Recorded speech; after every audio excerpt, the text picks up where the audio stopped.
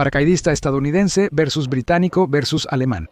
La Segunda Guerra Mundial fue conocida por tácticas innovadoras, quizás la más icónica siendo la de los paracaidistas, hombres que saltaban de aviones muy detrás de las líneas enemigas para interrumpir las comunicaciones, capturar objetivos estratégicos y causar estragos en las áreas traseras del enemigo. Dado que las fuerzas aerotransportadas eran una nueva y experimental rama del servicio, sin tradiciones de larga duración, cada nación que las desplegó desarrolló doctrinas y prácticas desde cero. Sin importar su nacionalidad, los paracaidistas eran infantes de marina ligeros, tropas veloces que atacaban por sorpresa, dependiendo de la movilidad y el factor sorpresa en lugar de la fuerza bruta. A pesar de las diferencias en armas, doctrina o uniforme, todavía había una cosa que todos los paracaidistas compartían, y eso era un espíritu de cuerpo, un estatus de élite que los separaba de otros soldados. Estos hombres se ofrecieron voluntariamente para saltar de aviones detrás de las líneas enemigas, sin reabastecimiento, sin apoyo y sin vía de retiro. Ya fueran británicos, estadounidenses o alemanes, un paracaidista representaba a la élite. Hombres que eran más valientes, más audaces y más hábiles que cualquier otro soldado. El entrenamiento, más duro que el de la infantería convencional, fomentaba un sentido de superioridad. Según los 10 mandamientos de los Fallschirmjäger, o paracaidistas alemanes, el primer mandamiento dice: eres la élite de la Wehrmacht. Para ti la lucha será la realización. Deberás buscarla y entrenarte para resistir cualquier prueba. Coincidiendo con este sentir estaba el sargento de Estado Mayor Robert Raeder, del Regimiento de Infantería Paracaidista 506 de la Primera División Aerotransportada 101, quien dijo: el deseo de ser mejor que el otro tipo se apoderó. Contradictoriamente, aunque sus misiones eran más peligrosas, se sentían más seguros sabiendo que el hombre a su lado no era un recluta desesperado, sino un guerrero altamente entrenado y motivado que era más capaz de hacer su propio peso. Aunque compartían este rasgo, había diferencias entre los paracaidistas alemanes, británicos y estadounidenses. Para que un paracaidista pudiera luchar, primero tenía que llegar de manera segura a la zona de lanzamiento y al suelo. Los paracaidistas alemanes, británicos y estadounidenses usaban paracaídas que funcionaban con una línea estática. Cuando el soldado salía del avión, se conectaba una línea entre el soldado y el avión, que luego se tensaba debido al peso del soldado, desplegando el paracaídas automáticamente. En ningún momento un paracaidista estaría en caída libre. Los paracaídas utilizados serían circulares, con capacidad limitada para maniobrar. Esto se hizo deliberadamente para evitar que los paracaidistas se dispersaran y con suerte aterrizaran en un grupo cohesivo. Sin embargo, había algunas diferencias. El arnés del Fallschirmjäger alemán estaba sujeto en un solo punto en el centro de la espalda, en comparación con el arnés británico y estadounidense, que estaba conectado al paracaídas con 2 puntos en el hombro. Esto significaba que el paracaidista alemán saldría del avión, generalmente un Junkers U-52, cabeza primero, y eventualmente aterrizaría en sus manos y pies, o más específicamente, rodillas, en una voltereta hacia adelante. Debido a esto, las rodilleras hechas de cuero o lona gruesa eran una parte estándar del equipo del Fallschirmjäger.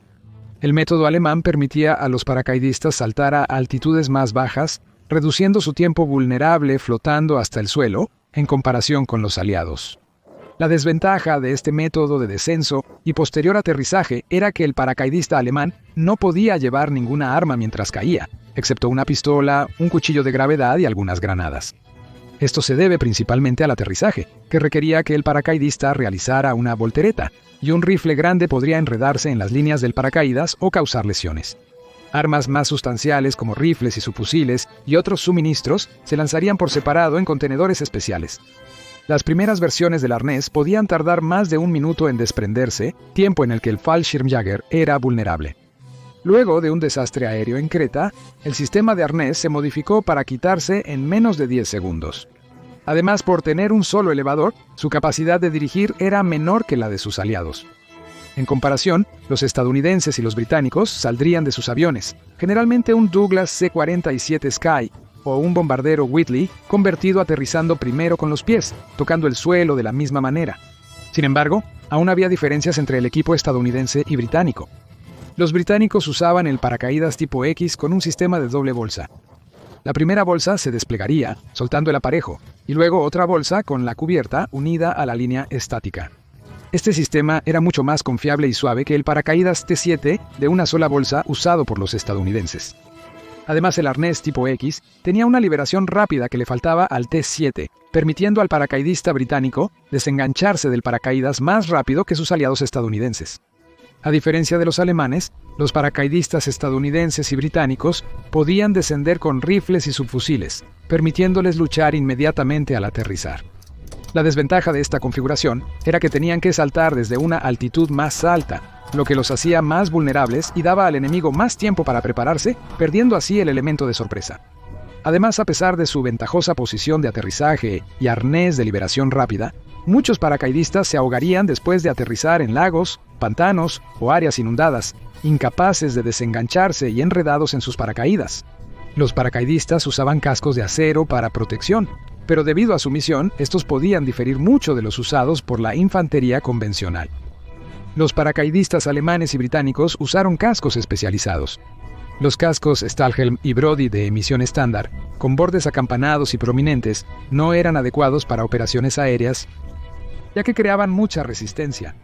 Los paracaidistas británicos y alemanes usaban cascos sin borde, más aerodinámicos y la característica más distintiva de un paracaidista comparado con un soldado de infantería regular.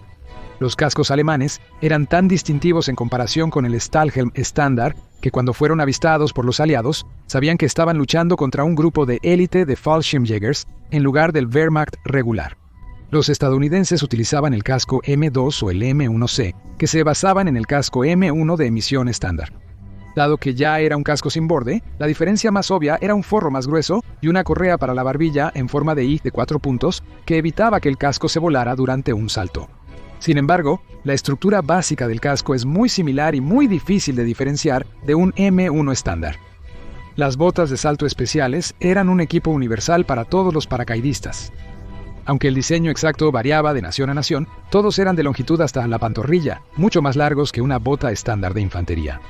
Esto se hizo para soportar el tobillo, previniendo lesiones después del impacto de un salto, y el proceso de meter o arremangar las piernas del pantalón en las botas para evitar que se agiten durante un salto se convirtió en un símbolo de estar calificado para saltar. Actualmente, los soldados estadounidenses calificados para paracaidismo llaman piernas a los soldados no calificados, abreviatura de piernas rectas, refiriéndose a aquellos que no están capacitados para saltar. Como los paracaidistas son infantería ligera, llevaban las mismas armas que la infantería regular de su nación, como los alemanes que usaban el Mauser 98K y el MP-40. Los paracaidistas británicos usaban el Lee Enfield y la pistola Sten, aunque la primera división aerotransportada sí tuvo el primer acceso a la llamada carabina de la jungla, el rifle Lee Enfield número 5, Mark I, una versión acortada del número 4 Lee Enfield. Y los paracaidistas tenían su propia versión del Sten, el Mark V, que tenía una culata de madera, una mira del Enfield número 4 y un soporte para bayoneta. Las tropas aerotransportadas estadounidenses usaban el M1 Garand y el M1 Carbine, incluyendo el M1A1 y M1 Carbine, con culata de alambre plegable para paracaidistas, así como las ametralladoras Thompson y M3. Los paracaidistas también usarían armas antitanque, morteros y ametralladoras. Aunque usaban armas similares a la infantería regular, había una excepción notable a esta regla. Los Fallschirmjägers alemanes, cuyas experiencias llevaron a la creación de un arma especial, el Fallschirmjägergewehr 42 o rifle de paracaidista 42. El FG-42 buscaba combinar el poder de fuego de una ametralladora en un arma con el peso aproximado de un rifle. Tenía una recámara de 7.92 por 57 milímetros y podía disparar completamente automático con una tasa de fuego entre 750 y 900 disparos por minuto, dependiendo de la variante de un cargador extraíble de 10 o 20 rondas montado lateralmente. El FG-42 estaba destinado a ser un arma de fuego universal, un arma que daba el poder de fuego de una ametralladora en las manos de un tirador de rifle. Se produjo en cantidades limitadas debido a la complejidad de los mecanismos, lo que dificultaba su fabricación. También tenía un ascenso prodigioso del cañón, haciéndolo impreciso. Aún así, las lecciones aprendidas durante su despliegue limitado llevaron a la creación de fusiles de asalto modernos. Después de que terminó la guerra, las naciones continuaron utilizando paracaidistas, aunque después de la llegada del transporte en helicóptero confiable, la idea de descender a la tierra, suspendido bajo un dosel de seda, se volvió obsoleta. Sin embargo, sus logros son estudiados hasta hoy por la infantería, fuerzas especiales o cualquier otra unidad de élite. No importa por qué nación lucharon, representaban a la élite de la infantería y seguirán siendo un símbolo icónico de una era muy específica en la historia militar.